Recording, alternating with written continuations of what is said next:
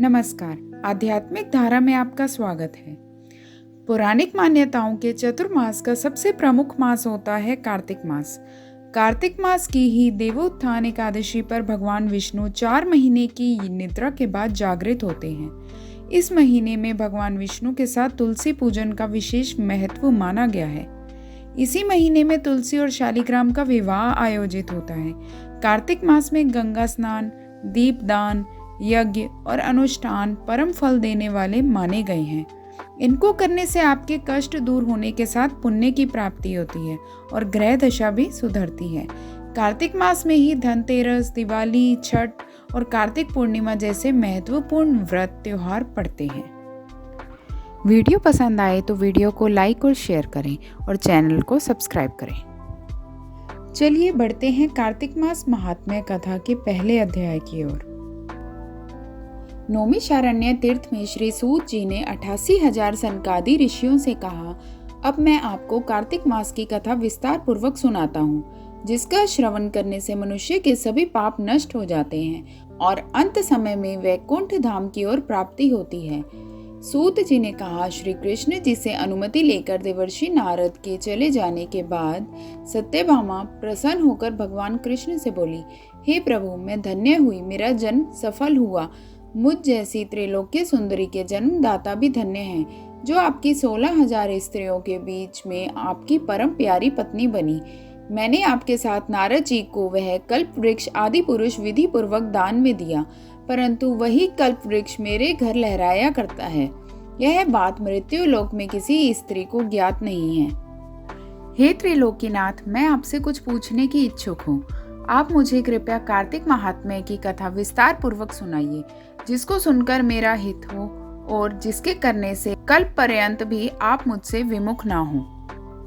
सूत जी आगे बोले, सत्यभामा के ऐसे वचन सुनकर श्री कृष्ण ने हंसते हुए सत्यभामा का हाथ पकड़ा और अपने सेवकों को वहीं रुकने के लिए कहकर विलास युक्त अपनी पत्नी को कल्प वृक्ष के नीचे ले गए और फिर हंसकर बोले, हे प्रिय, 16,000 रानियों में से तुम मुझे प्राणों के समान प्यारी हो। तुम्हारे लिए मैंने इंद्र और देवताओं से विरोध किया था। हे कांते, जो बात तुमने मुझसे पूछी है उसे सुनो। श्री कृष्ण बोले, एक दिन मैंने तुम्हारी इच्छा पूर्ति के लिए गरुड़ पर सवार होकर इंद्रलोक जाकर कल्प वृक्ष मांगा। इंद्र द्वारा मना किए जाने पर इंद्र व गरुड़ में घोर संग्राम हुआ और गोलोक में भी गरुड़ जी ने गौओं से युद्ध किया। गरुड़ की चोंच की चोट से उनके कान व पूंछ कटकर गिरने लगे, जिससे 3 वस्तुएं उत्पन्न हुई। कान से तंबाकू, पूंछ से गोभी और रक्त से मेहंदी बनी। इन तीनों का प्रयोग करने वाले को मोक्ष नहीं मिलता। तब गौओं ने भी क्रोधित होकर गरुड़ पर वार किया, जिससे उनके 3 पंख टूटकर गिर गए। इनके पहले पंख से नीलकंठ, दूसरे से मोर और तीसरे से चकवा चकवी उत्पन्न हुए। हे प्रिय, इन तीनों का दर्शन करने मात्र से ही शुभ फल प्राप्त हो जाता है। यह सुनकर सत्यभामा ने कहा, हे प्रभु, कृपया मुझे मेरे पूर्व जन्मों के विषय में बताइए कि मैंने पूर्व जन्म में कौन कौन से दान, व्रत और जप नहीं किए हैं। मेरा स्वभाव कैसा था, मेरे जन्मदाता कौन थे और मुझे मृत्यु लोक में जन्म क्यों लेना पड़ा। मैंने ऐसा कौन सा पुण्य कर्म किया था जिससे मैं आपकी अर्धांगिनी हुई। श्री कृष्ण ने कहा, हे प्रिय, अब मैं तुम्हारे पूर्व जन्म के किए गए पुण्य कर्मों को विस्तार पूर्वक बताता हूँ, उसे सुनो। पूर्व जन्म में सतयुग के अंत में मायापुरी में अत्रि गोत्र में वेद वेदांत का ज्ञाता देव शर्मा नामक एक ब्राह्मण निवास करता था। वह प्रतिदिन अतिथियों की सेवा, हवन और सूर्य भगवान का पूजन किया करता था। वह सूर्य के समान तेजस्वी था। वृद्धावस्था में उसे गुणवती नामक कन्या प्राप्त हुई। उस पुत्रहीन ब्राह्मण ने अपनी कन्या का विवाह अपने ही चंद्र नामक शिष्य के साथ कर दिया।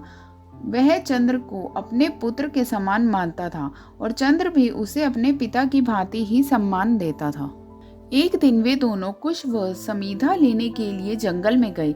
जब वे हिमालय की तलहटी में भ्रमण कर रहे थे, तब उन्हें एक राक्षस आता हुआ दिखाई दिया। उस राक्षस को देखकर भय के कारण उनके अंग शिथिल हो गए और वे वहां से भागने में भी असमर्थ हो गए। तब उस काल के समान राक्षस ने उन दोनों को मार डाला।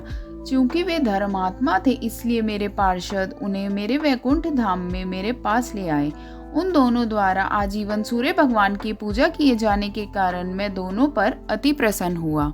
गणेश जी, शिव जी, सूर्य व देवी, इन सब की पूजा करने वाले मनुष्य को स्वर्ग की प्राप्ति होती है। मैं एक होता हुआ भी काल और कर्मों के भेद से 5 प्रकार का होता हूँ। जैसे एक देवदत्त, पिता, भ्राता आदि नामों से पुकारा जाता है। जब वे दोनों विमान पर आरूढ़ होकर सूर्य के समान तेजस्वी रूपवान चंदन की माला धारण किए हुए मेरे भवन में आए तो वे मेरे दिव्य भोगों को भोगने लगे। बोलो विष्णु भगवान की जय।